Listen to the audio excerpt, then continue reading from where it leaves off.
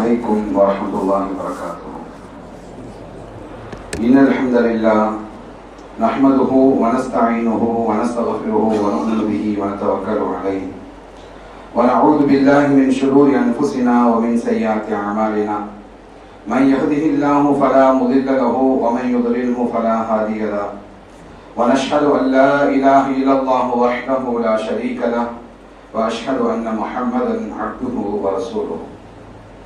قال الله تعالى: يا أيها الذين آمنوا اتقوا الله حق تقاته ولا تموتن إلا وأنتم مسلمون.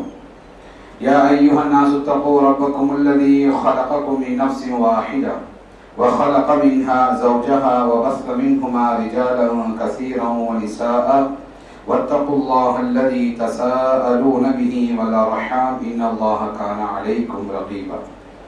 يا أيها الذين آمنوا اتقوا الله وقولوا قولا سديدا يصلح لكم أعمالكم ويغفر لكم ذنوبكم ومن يطع الله ورسوله فقد فاز فوزا عظيما. صدق الله العظيم.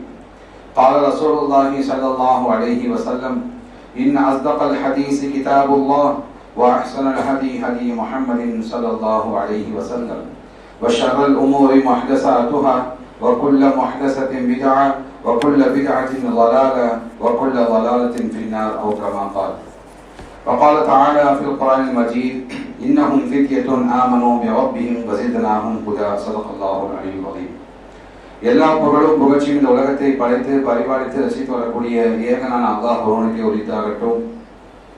மேலும் அல்லாஹுடைய சாந்தியும் சமாதானமும் இந்த உலகத்திற்கு நேர்வழி காட்டியாக வந்த அனைத்து இறைத்தூதர்கள் மீதும், குறிப்பாக இறுதி தூதர் ஸல்லல்லாஹு அலைஹி வஸல்லம் அவர்கள் மீதும், மேலும் அவருடைய சொல்லையும் செயலையும் தமது உயிரிலும் மேலாக மதித்து வாழ்ந்த சத்திய சஹாபாக்கள் மீதும், அவர்களை பின்பற்றக்கூடிய நல்லோர்கள் அனைவர்கள் மீதும் குறைந்த நிலவட்டும் என பிரார்த்தனை செய்வதாக ஆரம்பம் செய்கின்றேன். அன்பிற்கு இஸ்லாமிய சகோதரரை நாம் எப்படி அல்லாஹுடைய இல்லத்திலே ஒன்று கூடி இருக்கின்றோமோ, இதே போன்ற நாளைக்கு மறுமை நாளில் அல்லாஹுடைய மன்னிப்பை பெற்ற மக்களாக ஜன்னத்துல் ஃபிர்தௌஸ் என்று சொல்லக்கூடிய சொர்க்கத்தில் நம்மையும் நம் குடும்பத்தாரையும் அல்லாஹ் ஒன்று சேர்ப்பானாக. நம்முடைய குடும்பத்தில் நம்முடைய உறவினர்களில் யார் நம்மை விட்டு பிரிந்திருக்கின்றார்களோ அவருடைய பாவங்களை அல்லாஹ் மன்னிப்பானாக. அவருடைய கபரை அல்லாஹு தஆலா சொர்க்கத்துடைய பூஞ்சோலை ஆக்குவானாக.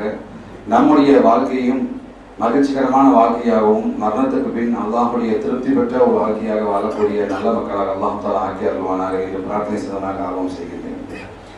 அன்பிற்கினிய இஸ்லாமிய சகோதரர்களே, பெரியவர்களே, இன்றைய ஜும்மாவுடைய உரையில் இஸ்லாமிய பார்வையில் இளைஞர்கள் அன்றும் இன்றும் என்ற தலைப்பின் கீழ் நமக்கு மத்தியில் சில விஷயங்களை பேச ஆரம்பிக்கிறேன். காரணம் என்னவென்று சொன்னால், நாட்டுடைய நிலைமையை நாம் கண்காணித்துக் கொண்டிருக்கின்றோம். இளைஞர்கள் எப்படி போராடி கொண்டிருக்கிறார்கள், எந்த அளவுக்கு போராடி அசைக்க முடியாத ஒருவரை அசைத்து இருக்கிறார்கள் என்று சொன்னால், நிச்சயமாக இளைஞர்களிடம் பவர் இருக்கின்றவரை எந்த விதமான சந்தேகம் இல்லை. இதை அல்லாஹு தஆலா 1400 ஆண்டுகளுக்கு முன்பாக இறைத்தூதருக்கு இறக்கப்பட்ட குர்ஆனில் பற்றி அல்லாஹு தஆலா மிக தெளிவாக சொல்லித் தருகின்றான். ஆகவே இங்கே ஜும்மாவுடைய உரையில் யங்ஸ்டர்ஸ், இளைஞர்கள் எப்படி இருந்தார்கள், இன்று எப்படி இருக்கின்றார்கள் என்பதை நாம் சற்று ஒப்பிட்டு பார்த்து நம்முடைய வாழ்க்கையில் ஏற்படக்கூடிய தவறுகளை இளைஞர்கள் திருத்திக் கொள்ள வேண்டும். குர்ஆன் சொல்லக்கூடிய, குர்ஆன் விரும்பக்கூடிய இளைஞர்கள் எப்படிப்பட்ட இளைஞர்கள் என்பதை எல்லாம் இன்று ஜும்மாவுடைய உரையிலே சுருக்கமாகவும் தெளிவாகவும் நாம் பார்க்க இருக்கின்றோம் இன்ஷா அல்லாஹ். அன்பிற்கினிய இஸ்லாமிய சகோதரர்களே, ஒரு சமுதாயத்தின் எதிர்காலம் யாரிடம் இருக்கிறது என்று சொன்னால் அது இளைஞருடைய கையிலே இருக்கின்றது.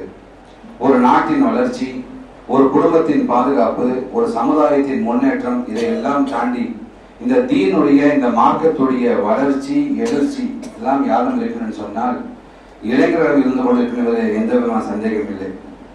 இளைஞர்கள் நேர்வழியில் இருந்தால் அந்த சமுதாயம் நிச்சயமாக நேர்வழியிலே சென்று கொண்டிருக்கும். இளைஞர்கள் அறிவோடு இருந்தால் அந்த சமுதாயம் அறிவோடு செயல்பட்டுக் கொண்டிருக்கும். இதையெல்லாம் தாண்டி இளைஞர்கள் இறை எச்சத்தோடு தக்குவாவோடு இருந்தால் அந்த சமுதாயம் மிகவும் பாதுகாப்பாக இருக்கும் என்பது நிதர்சனமான உண்மையாக இருந்து கொண்டிருக்கின்றது.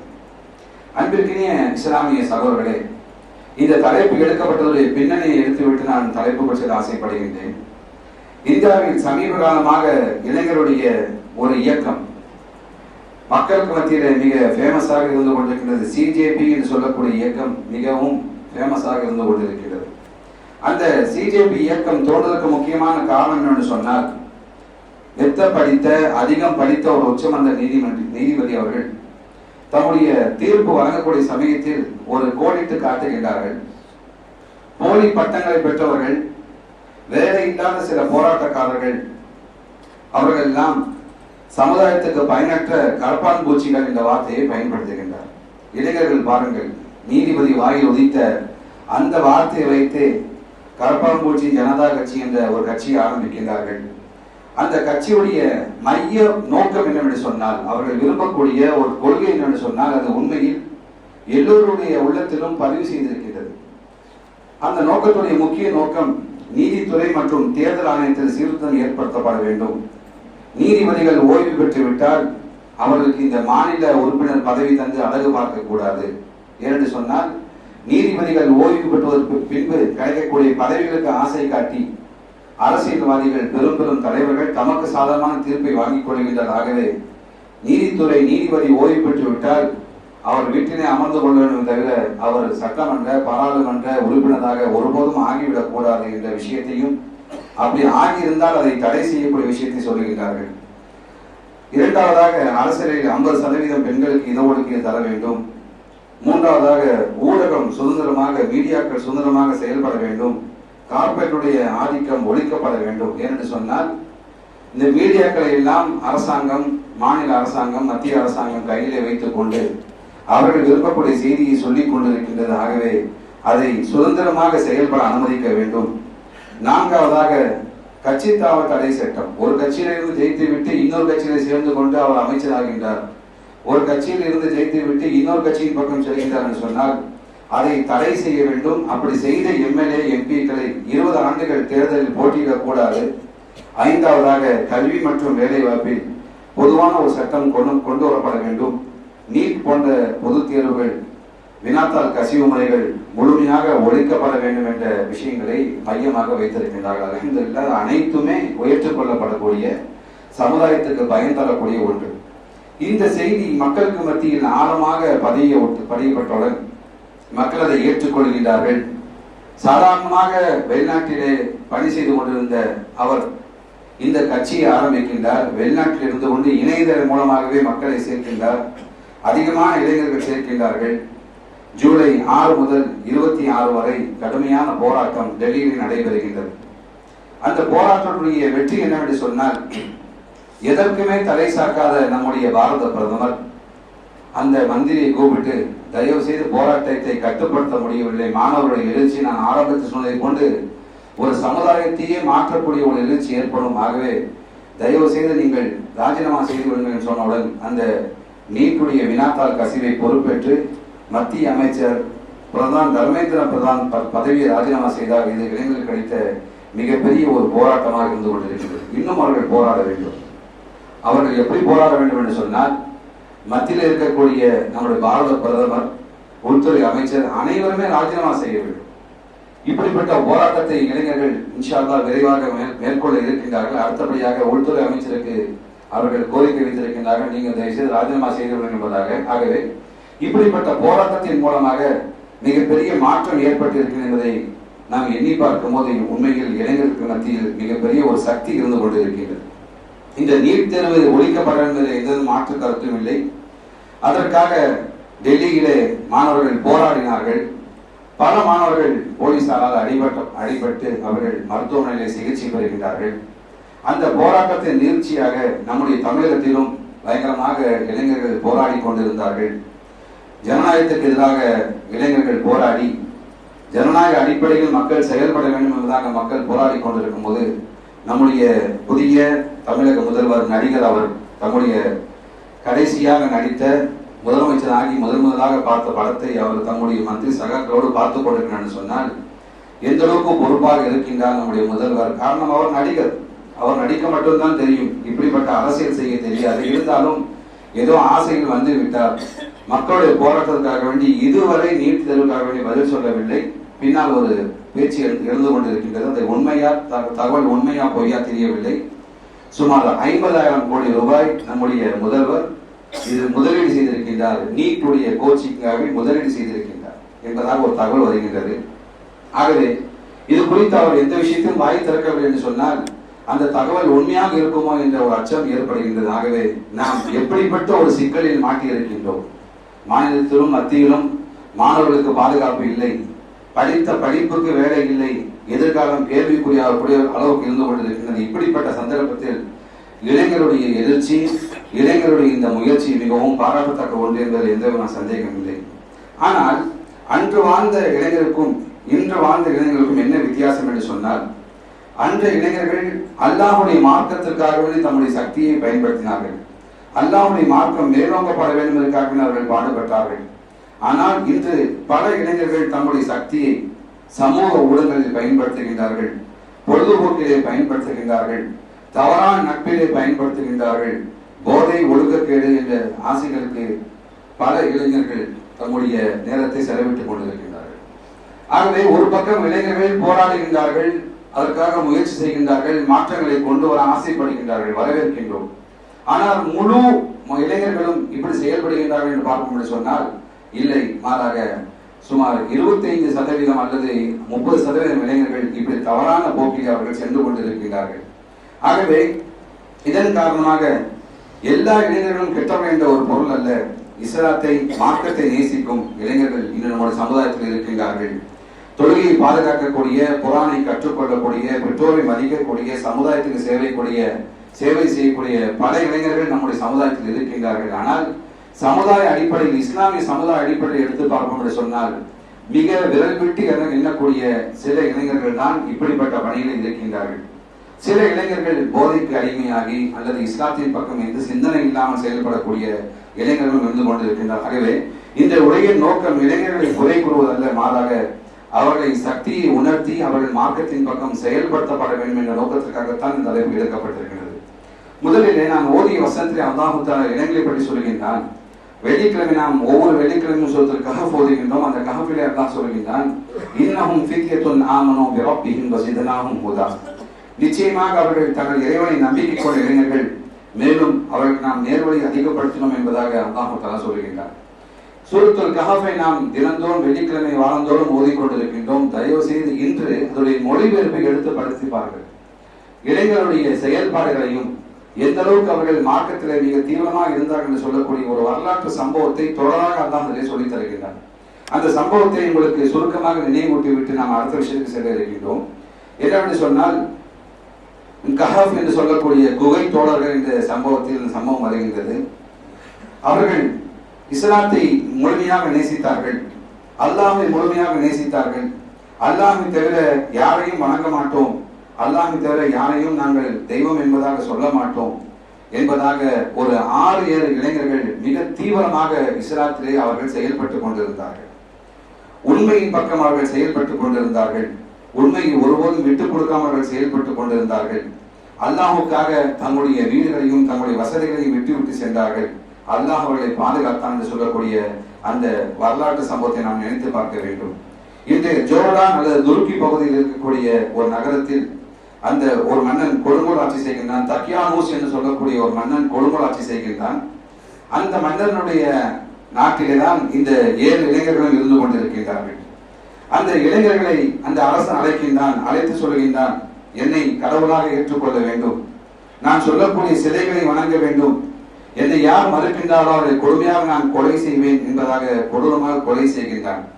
ஆனால் அதிக செல்வாக்கும் வசதியும் படைத்த இந்த வாலிபர்கள், பெரும்பாலும் 6 அல்லது 7 வாலிபர்கள் என்ன செய்கிறார்கள் என்று சொன்னால், அல்லாஹை விட்டு யாரையும் நாங்கள் இறைவன் என்பதாக சொல்ல மாட்டோம், அல்லாஹை தவிர நாங்கள் யாரையும் நாங்கள் வணங்க மாட்டோம் என்று சொல்லக்கூடிய உண்மையான தக்குவாவை, இறையச்சத்தை அங்கே எடுத்துரைக்கின்றார்கள்.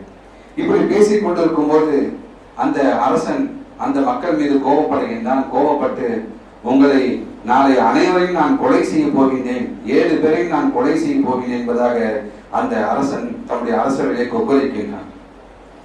அல்லாஹை மட்டும் வணங்க வேண்டும் என்று சொல்லக்கூடிய மக்களுக்கு அச்சுறுத்தல் ஆதம் அலைஹிஸ்ஸலாம் காலத்திலிருந்து கியாமத் வரை தொடர்ந்து இருந்து கொண்டே இருக்கும். ஏன்னு சொன்னால் ஷைத்தானுடைய ஆதிக்கம் அப்படித்தான். ஆகவே அல்லாஹ்வுடைய அச்சுறுத்தல் இருந்தது. இந்த சூழல் இளைஞர்கள் அல்லாஹை நம்பினார்கள். அவர்கள் என்ன செய்தார்கள் என்று சொன்னால், இந்த அரசனுடைய பேச்சு நாம் ஒருபோதும் கேட்கக்கூடாது, நாம் மார்க்கத்தில் மிக தீவிரமாக மக்களுக்கு மத்தியில் பிரச்சாரம் செய்ய வேண்டும், மார்க்கத்தின் அடிப்படையில் வாழ்வதற்காக மக்களுக்கு போதிக்கும் என்பதாக ஒரு உறுதிமொழி எடுத்துக் கொள்கின்றார்கள். அல்லாஹ் சொல்கின்றான், வரபத்னா அலா குலூபிஹிம் இத காமு ஃபகாலு ரப்புனா ரப்புஸ் ஸமாவாதி வல் அர்த். அவர்களுடைய இதயத்தை நாம் உறுதிப்படுத்தினோம் என்பதாக அல்லாஹ் சொல்லித் தருகின்றான். மேலும் அவர்கள் சொல்றார்கள், நதுவா மின் தூனிஹி இலாஹன் ஆலிஹா, அல்லாஹ்விற்கு நாங்கள் யாரையும் வணங்க மாட்டோம் என்பதாக சொன்னார்கள். இப்படி எல்லாம் ஒரு உறுதிமொழி எடுத்துக்கொண்டு அந்த தோழர்கள் தம்முடைய குகைக்குள் செல்கின்றார்கள். வசதியான வாழ்க்கையை வாழ்ந்தார்கள். இந்த மார்க்கத்திற்காகவே அனைத்தையும் தொடர்ந்து விட்டு இந்த பிரச்சாரத்துக்கு அவர்கள் வந்தார்கள். குடும்பத்தை விட்டார்கள், வீடுகளை விட்டார்கள், ஊரை விட்டார்கள், பாதுகாப்பை விட்டார்கள். ஆனால் ஈமானை ஒருபோதும் அவர்கள் விட்டுவிடவில்லை. குகைக்குள் சென்றார்கள். குகைக்குள் செல்லும் போது ஒரு துவாவை சொல்கின்றார்கள், ரப்பனா ஆத்தினா மின் லதுன்க ரஹ்மத்தன் வஹய்யிஅ் லனா மின் அம்ரினா ரஷதா. ரப்பனா ஆத்தினா மின் லதுன்க ரஹ்மா வஹய்யிஅ் லனா மின் அம்ரினா ரஷதா. இறைவா, உன்னிடமிருந்து எங்களுக்கு நேர்வழியை காட்டுவாயாக, எங்களுக்கு அருளை வழங்குவாயாக என்பதாக துவா செய்துவிட்டு அந்த குகைக்குள் செல்கின்றார்கள். அந்த குகைக்குள் அவர்களுக்கு எந்த விதமான ஆயுதம் இல்லை, பெரிய படை இல்லை, பெரிய செல்வம் இல்லை. ஆனால் அவர்களுக்கு உறுதியான அல்லாஹ்வின் நம்பிக்கை இருந்தது. அவர்கள் குகைக்குள் சென்றுவிட்டு அவர்கள் உறங்குகின்றார்கள். அல்லாஹ் சொல்கின்றான், வலபிஸூ ஃபீ கஹ்ஃபிஹிம் ஸலாஸமியத்தின் ஸினீன வஸ்தாது திஸ்ஆ. அவர்கள் தம்முடைய குகையிலே 300 ஆண்டுகள் அல்லது 9 ஆண்டுகள் சேர்த்து 309 ஆண்டுகள் அந்த குகையில் அவர்கள் தூங்கிக் கொண்டிருந்தார்கள் என்பதாக அல்லாஹ் சொல்கின்றான். அவர்கள் தூங்க சென்றார்கள். சுமார் 309 ஆண்டுகள் தொடர்ந்து அந்த குகையிலே தூங்கிக் கொண்டிருக்கின்றார்கள். சூரிய ஒளி அவர்கள் மீது படவில்லை. ஒரே பக்கம் படுக்காமல் அல்லாஹ் தஆலா அவர்களை இடது பக்கம் வலது பக்கம் திருப்பி திருப்பி படுக்க வைக்கின்றான். அந்த குகையின் வாசலிலே அவர்களை தேடி வந்து ஒரு நாய் அமர்ந்து கொண்டிருக்கின்றது. எப்போதும் அவர்கள் நாய் பாதுகாப்புக்காக இருந்து கொண்டிருக்கும் நாய் அமர்ந்து கொண்டிருக்கின்றது. ஆகவே மக்கள் யாரும் அந்த குகைகள் சொல்ல விரும்பவில்லை. ஆகவே அந்த நாய் பாதுகாப்பாக இருந்து கொண்டிருந்தது. அங்கிருந்தவர்கள் விழித்திருப்பார்கள் என்பதாக மக்கள் எண்ணிக்கொண்டிருந்தார்கள். ஆனால் அவர்கள் தூங்கிக் கொண்டிருந்தார்கள். அவர்கள் சுமார் 309 ஆண்டுகளுக்கு அவர்கள் கண் விழித்து பார்க்கின்றார்கள். எத்தனை ஆண்டுகள் சென்றிருந்தது அவர்கள் தெரியவில்லை. அவர்கள் ஒரு இடத்தில் அவர் சொல்கின்றார், நாம் எவ்வளவு நேரம் தூங்கி இருப்போம் என்பதை கேட்கும் போது ஒருவர் சொல்கின்றார், நம்ம ஒரு அரை நாள் தூங்கி இருப்போம் என்பதாக சொல்கின்றார். இன்னொரு சொல்கின்றார், இல்லை ரொம்ப நேரம் தூங்கினதா தெரியல, நம்ம ஒரு அரை மணி நேரம் இல்லாட்டி அரை நாள் தூங்கி இருப்போம் என்பதாக அவர்கள் பேசிக் கொள்கின்றார்கள். இறுதியில் அவர்கள் பசிக்கின்றது. உணவு வாங்குவதற்காக வேண்டி அவர்கள் வைத்திருந்த காசை தன்னுடைய நண்பருக்கு அனுப்பி இந்த ஒரு உணவை வாங்கிட்டு வா என்பதை வழியை அனுப்புகின்றார்கள். அந்த இளைஞர் வெளியே வந்து அந்த காசை கொண்டு செல்லும் போது கடைக்காரர் சொல்கின்றார், இதெல்லாம் செல்லாத காசு, 300 ஆண்டுகளுக்கு முன்னால் உள்ள பணத்தை இப்போது கொண்டு வருகின்றீர்களா என்று கேட்கும் போதுதான் அப்போது அவர்கள் தெரியும், நம்ம 300 ஆண்டுகள் நாம் உறங்கி இருக்கின்றோம் என்பதை அவர்கள் புரிந்து கொண்டார்கள். இந்த சம்பவத்தில் அல்லாஹ் என்ன சொல்ல வருகிறான்னு சொன்னால், அல்லாஹ் தஆலா மரணத்துக்கு மீண்டும் உயிர் பிற்பான் என்பதாக சந்தேகித்த மக்களுக்கு இவர்கள் மிகப்பெரிய சான்றாக இருந்தார்கள். அவர்கள் இறந்து போகவில்லை, ஆனால் உயிரோடு தான் இருந்தார்கள். இறந்தது போன்று 309 ஆண்டுகள் அவர்கள் தூங்கிக் கொண்டிருந்தார்கள். என்ன நடக்கின்றது? நாட்டிலே ஆட்சி மாற்றம் ஏற்பட்டு தெரியவில்லை. நாட்டிலே மிகப்பெரிய அரசர்கள் வந்து சென்று தெரியவில்லை. எதுவும் தெரியவில்லை. அல்லாஹ் தஆலா எழுப்பும் போது 309 ஆண்டுகள் தூங்கியதை அவர்கள் விளங்கிக் கொள்கிறார்கள். ஆக அல்லாஹ் தஆலாவுடைய மார்க்கத்தை பின்பற்றக்கூடிய இளைஞர்களை எப்படி காப்பாற்றினார் என்பதை இந்த சம்பவம் நமக்கு சொல்லித் தருகிறது. ஆகவே இந்த இளைஞர்கள் தம்முடைய இளமையை ஈமானுக்காக பயன்படுத்த வேண்டும். இளமை என்பது ஈமானுக்குரிய காலம். நாம் இப்போது இளமையாக இருக்கின்றோம்.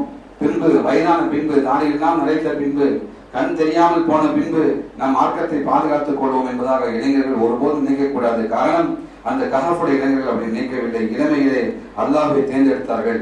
இளமை என்பது பாவத்தின் காலம் அல்ல. இளமை என்பது அல்லாஹ்வை அறிந்து கொள்ளக்கூடிய காலம் என்பதை இளைஞர்கள் புரிந்து கொள்ள வேண்டும். அந்த சமுதாயம் பெரும்பாலான மக்கள் தவறான வழியில் இருந்தார்கள். ஆகவே இவர்கள் உண்மையின் பக்கம் அவர்கள் சென்றார்கள் என்பதை நாம் புரிந்து கொள்ள வேண்டும். ஈமானை பாதுகாப்பதற்காக வேண்டி சில தியாகங்களை அவர்கள் செய்தார்கள். நாமும் ஈமானை பாதுகாக்க வேண்டும் என்று சொன்னால் தவறான பழக்க வழக்கங்களை விட்டு விலக வேண்டும், தவறான நண்பர்களை விட்டு விலக வேண்டும், தவறான இணைய பழக்கத்தை விட்டு நாம் நிறுத்த வேண்டும். அதே போன்று நல்ல நண்பர்கள் ஒருவருக்கு ஆதரவாக இருக்க வேண்டும். நண்பர்கள் ஒருவருக்கு ஆதரவாக இருந்து கொண்டு நாம் பிற நண்பரை தொழுகையின் பக்கம் அழைக்க வேண்டும். பிற நண்பருக்கு குர்ஆனை நாம் கற்றுத்தர வேண்டும். யார் அல்லாஹ்வை மறந்து வாழ்கின்றார்களோ அப்படிப்பட்ட நண்பரை அல்லாஹ்வின் பக்கம் நினைவூட்ட வேண்டும். ஆனால் நம்முடைய நண்பர்கள் எப்படி இருக்கின்றார்கள் என்று சொன்னால், ஒருவன் தீய பழக்கத்தில் இருந்தால் நல்ல தொழுகக்கூடிய ஒரு இளைஞனை இவன் சென்று கெடுத்து விடுகின்றான். தீய பழக்கம் என்பது மிகப்பெரிய ஒரு ஆன்டி வைரஸ் மாதிரி, மிகப்பெரிய வைரஸ். அந்த வைரஸ் உடனே நல்ல நண்பனை தாக்கும் போது அவனும் கெட்டு குட்டி சொல்லாக்கூடிய காட்சியை நாம் பார்த்துக் கொண்டிருக்கணும். ஆகவே நல்ல நண்பர்கள் தம்முடைய ஈமானை பாதுகாத்துக் கொள்ள வேண்டும். தீயவர்களோடு ஒருபோதும் சேரக்கூடாது. அதே போல் நமக்கு சோதனை ஏற்படும் போது அல்லாஹ்விடம் துஆ செய்ய வேண்டும். இப்படிப்பட்ட சம்பவத்தை தான் இன்றைய இந்த சம்பவத்தை அந்த இளைஞர்கள் நமக்கு சொல்லித் தருகிறார்கள். அதே போன்று இந்த கஹஃபுடைய வரலாறுக்கு பின்பு இன்னும் குர்ஆன் சொல்கின்றது, இன்னொரு இளைஞனை பற்றி சொல்கின்றது.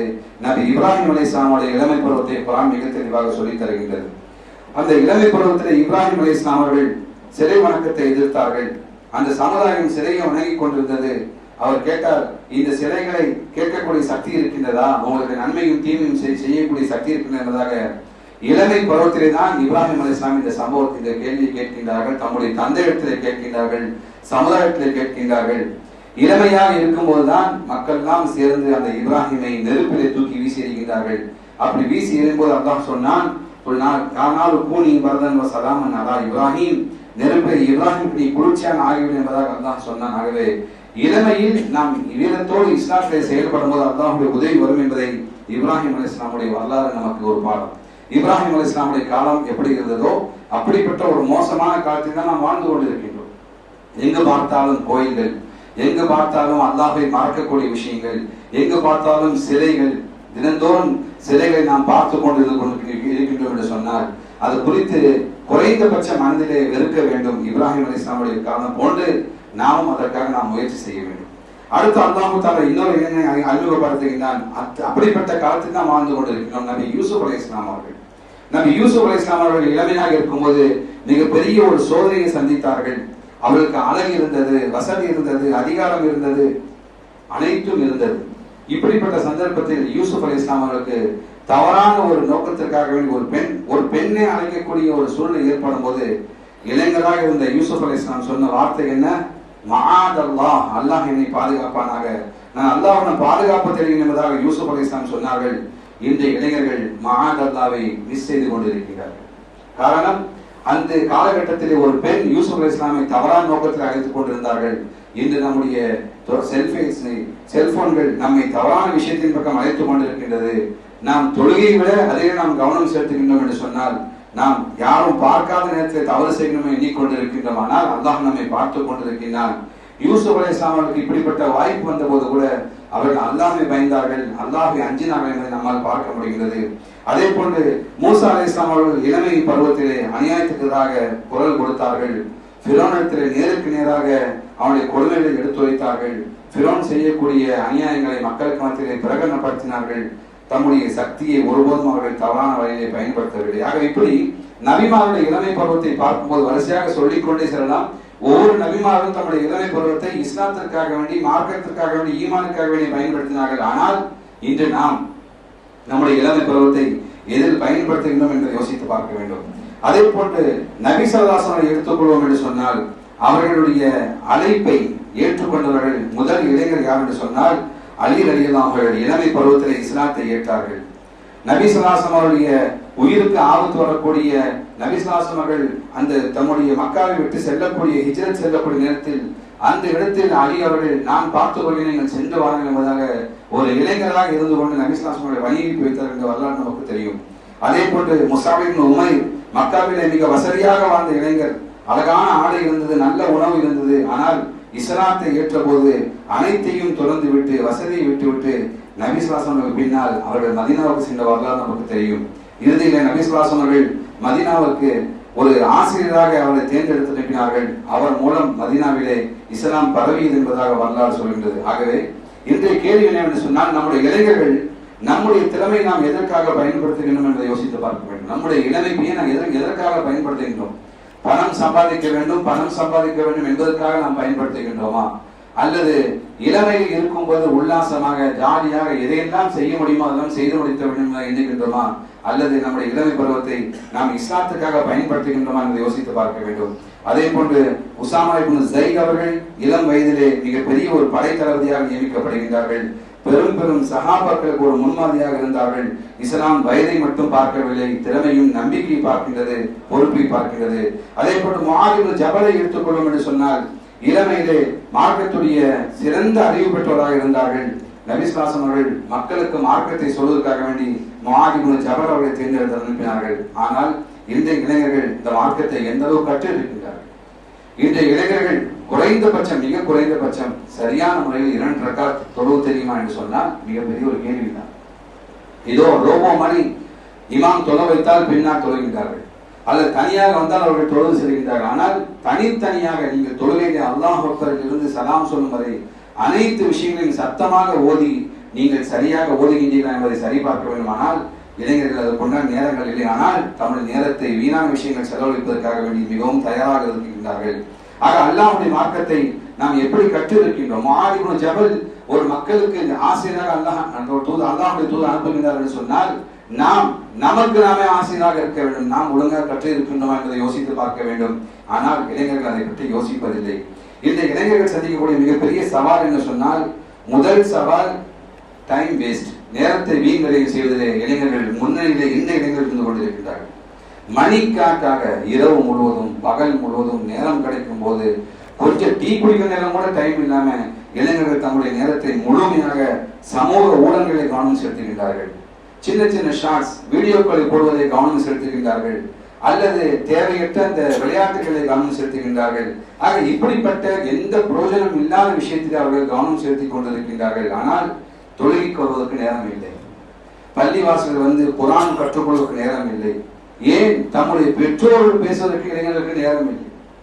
ஏனென்று சொன்னால் அதற்கு முக்கியமாக அவர்கள் விளையாட்டிலே இருந்து கொண்டிருக்கின்றார்கள். ஆகவே இந்த இளைஞர்கள் முதல் சவால் நேரத்தை வீண் விரயம் செய்வது. நபிகள் நாயகம் சொன்னார்கள், அல்லாஹு தஆலா 2 அருட்கொடைகளை உங்களுக்கு கொடுத்திருக்கின்றான், அந்த 2ஐயும் நீங்கள் வீணாக்கி கொண்டிருக்கின்றீர்கள். 2 அருட்கொடைகளை மனிதனை ஏமாற்றத்தில் ஆழ்ந்து கொண்டிருக்கின்றார்கள். முதலாவது ஆரோக்கியம்.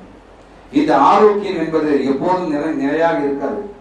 அதே போன்று ஓய்வு என்பது எப்போதும் நமக்கு நிலையாக கிடைக்காது. ஆகவே இந்த ஆரோக்கியத்தையும் ஓய்வையும் தவறாக பயன்படுத்துகின்றோம், நம்ம ஏமாற்றிக் கொண்டிருப்பதாக நபிகள் நாயகம் அவர்கள் சொன்னார்கள்.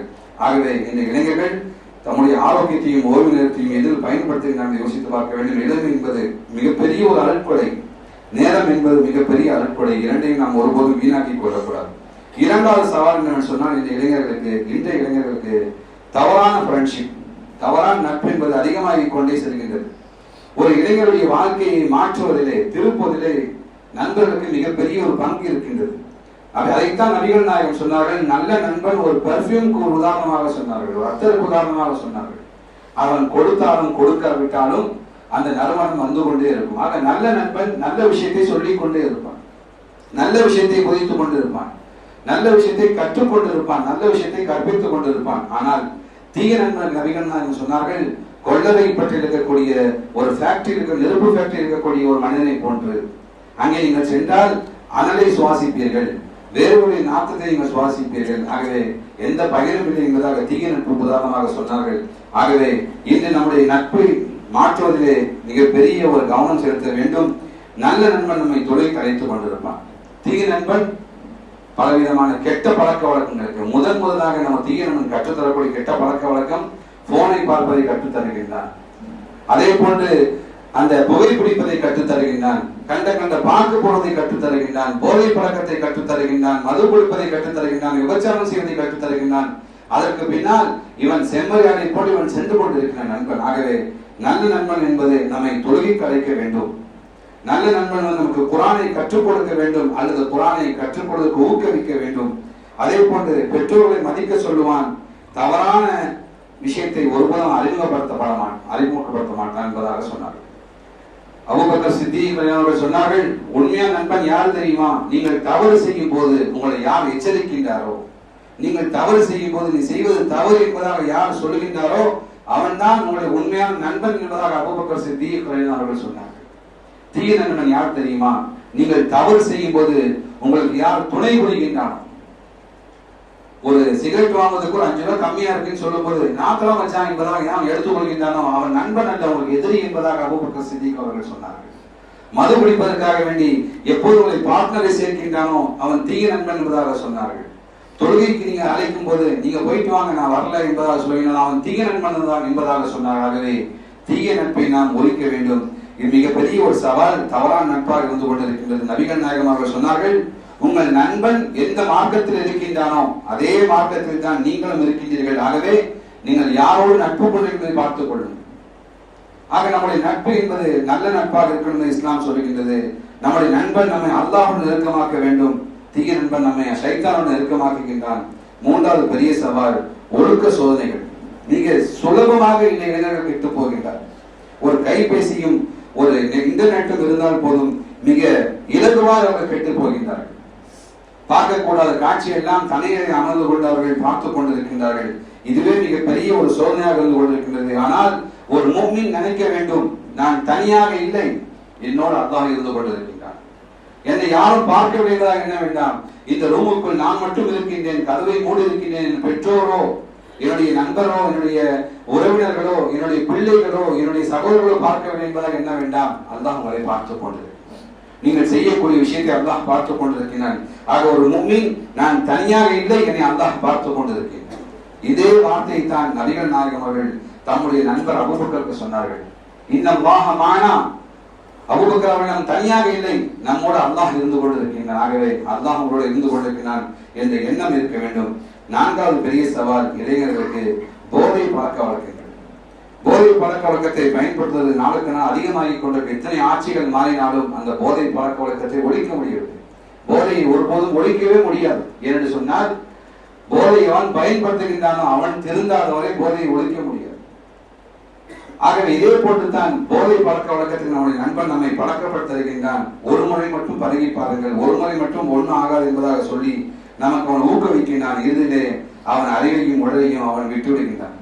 அப்படிப்பட்ட போதையை பயன்படுத்தக்கூடிய மனிதர்கள் நல்ல மனிதர்களை பார்க்கும் போது அவர்கள் வெக்கி தலைகுடுகின்றார்கள். ஆகவே மிகப்பெரிய சவால் போதை பழக்க வழக்கம். ஐந்தாவது மிகப்பெரிய சவால் இளைஞர்களுக்கு, அவர்கள் பெற்றோர்களை விட்டு விலகி செல்கின்றார்கள். நண்பர்களோடு மணிக்கணக்காக பேசுகின்றார்கள், நண்பர்களோடு மகிழ்ச்சியாக இருக்கின்றார்கள். பெற்றோர்களோடு ஒரு நிமிடம் பேசுவதில்லை, பெற்றோர்களை மதிப்பதில்லை, பெற்றோர்களை பார்ப்பது அவர்கள் ஒரு அற்புதமாக எண்ணுகின்றார்கள். அல்லாஹ் சொல்கின்றான், உஃபில் லக்குமா, அவரை பார்த்து சீ என்ற வார்த்தையை பயன்படுத்த வேண்டாம் என்று அல்லாஹ் சொல்கின்றான். ஆனால் இன்றைய இளைஞர்கள் தம்முடைய பெற்றோர்களை மதிப்பதில்லை, பெற்றோருடைய பணத்தை வாங்கிக் கொள்கின்றார்கள், பெற்றோருடைய அந்த கீழே இருந்து கொண்டு வசித்துக் கொள்கின்றார்கள். ஆனால் பெற்றோருக்கு எந்த விதமான உபகாரம் செய்வதில்லை. ஆகவேதான் இஸ்லாம் சொல்கின்றது, பெற்றோருக்கு மரியாதை தருவது இஸ்லாமிய இளைஞருடைய அடையாளம் என்பதாக இஸ்லாம் சொல்லி தருகிறது.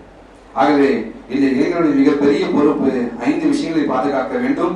முதலாவதாக தொழுகையை பாதுகாக்க வேண்டும், நேரத்தை பாதுகாக்க வேண்டும், 3வது நட்பை சரி செய்து கொள்ள வேண்டும், 4வது ஒழுக்கமான பண்பை கற்றுக்கொள்ள வேண்டும், 5வது பெற்றோர்களை மதிக்க வேண்டும் என்பதை இஸ்லாம் நமக்கு சொல்லித் தருகின்றது.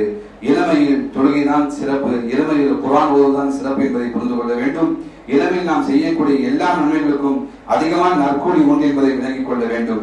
இறுதியாக கடைசியாக குர்ஆன் விரும்பக்கூடிய இளைஞருடைய பண்பு என்னன்னு சொன்னால், முதலிலே தக்வா, தௌஹீத், ஃபேத், தௌஹீதில் உறுதியாக இளைஞர் இருக்க வேண்டும் என்பதை குர்ஆன் எதிர்பார்க்கின்றது. எல்லா நபிமார்களும் இளமை பருவத்திலே இருந்து முதுமை பருவம் வரை இந்த தௌஹீதில் உறுதியாக இருந்தார்கள்.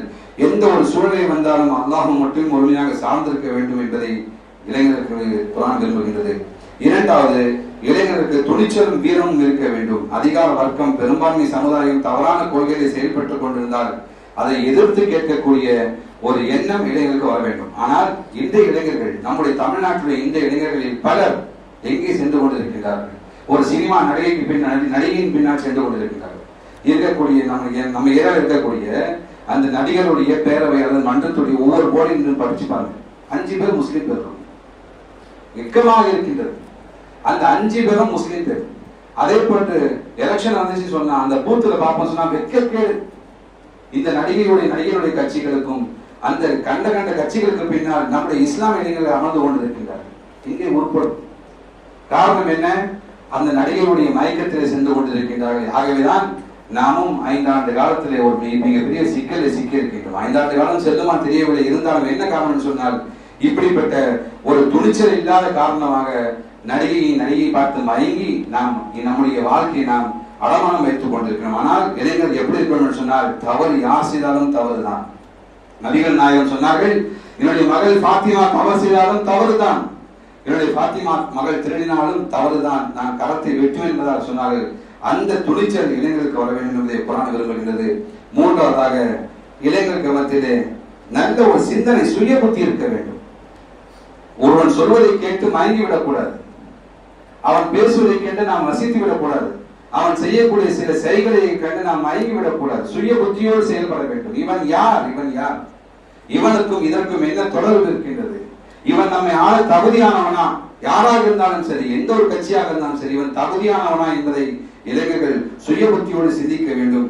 அதே போன்று நாம் எதை செய்து கொண்டிருக்கின்றோம் என்பதை யோசித்து நாங்கள் செயல்படும் போதுதான் இளைஞர் சமுதாயம் திருந்தும். நான்காவதாக, இளைஞர் மத்தியிலே ஒழுக்கமும் தூய்மையும் அவசியம். ஏனென்று சொன்னால் இன்று ஒழுக்கக்கேடு ஆண்களுக்கு மத்தியிலும் பெண்களுக்கு மத்தியிலும் பெருகிக் கொண்டு வருகிறது. நபிகள் நாயகம் சொன்னார்கள், கியாமத்துடைய நெருக்கத்தில் பெண்கள் ஆடை அணிந்திருப்பார்கள், ஆனால் நிர்வாணமாக இருப்பார்கள் என்று சொன்னார்கள். அப்படிப்பட்ட ஒரு காலத்தில் நாம் வாழ்ந்து கொண்டிருக்கிறோம். அனைவருமே நிர்வாணமாக வாழக்கூடிய ஒரு சூழ்நிலையை நமது சமுதாயம் ஆகிக் கொண்டிருக்கிறதாகவே இந்த காலகட்டத்தில் நாம் ஒழுக்கத்தோடு இருக்க வேண்டும். அதே போன்று நம்முடைய ஈமானை நாம் தூய்மையாக வைத்துக் கொள்ள வேண்டும். இறுதியாக நமக்கு மத்தியில் ஒரு பொறுப்புணர்வு, ரெஸ்பான்சிபிலிட்டி நமக்கு இருக்கு என்பதை புரிந்து கொள்ள வேண்டும். இந்த சமுதாயத்தை வழிநடத்தக்கூடிய, இந்த சமுதாயத்தை வெற்றியின் பக்கம் கொண்டு செல்லக்கூடிய ஒரு பொறுப்பு நமக்கு இருக்கு என்பதாக, ஒரு ரெஸ்பான்சிபிலிட்டி இருக்கு என்பதாக நினைக்க வேண்டும். மேலும் இப்படிப்பட்ட ஒரு சமுதாயத்தை தான் குர்ஆன் விரும்புகிறது. அப்படிப்பட்ட இளைஞர்கள் நம்முடைய இளைஞர்கள் ஆக வேண்டும். அதை விடுத்து நாம் அல்லாஹ்வை மறந்து வாழக்கூடிய ஒரு வாழ்க்கை முறை நாம் தேர்ந்தெடுப்போம் என்று சொன்னால் நிச்சயமாக இம்மை மட்டுமல்ல, மறுமையில் நமக்கு நஷ்டமாக அமையும். இறுதியில் ஷைத்தானோ அல்லாஹ் நம்மையும் நரகத்தில் நுழைவிப்பான். அப்படிப்பட்ட துர்பாக்கியம் நிமிட்டு அல்லாஹ் நம்மை காப்பாற்றுவானாக. நம்முடைய இளைஞர்கள் அல்லாஹுக்கு பயந்து வாழக்கூடிய நல்ல இளைஞர்கள் அல்லாஹ் தாக்கியருவானாக. உண்மையின் பக்கமும் நேர்மையின் பக்கமும் சத்தியத்தின் பக்கமும் இறைச்சித்தின் பக்கம் செல்லக்கூடிய நல்ல இளைஞர்கள் அல்லாஹ் தாக்கியருவானாக. ربنا تقبل منا انك انت السميع العليم وتب علينا انك انت التواب الرحيم. السلام عليكم ورحمه الله وبركاته.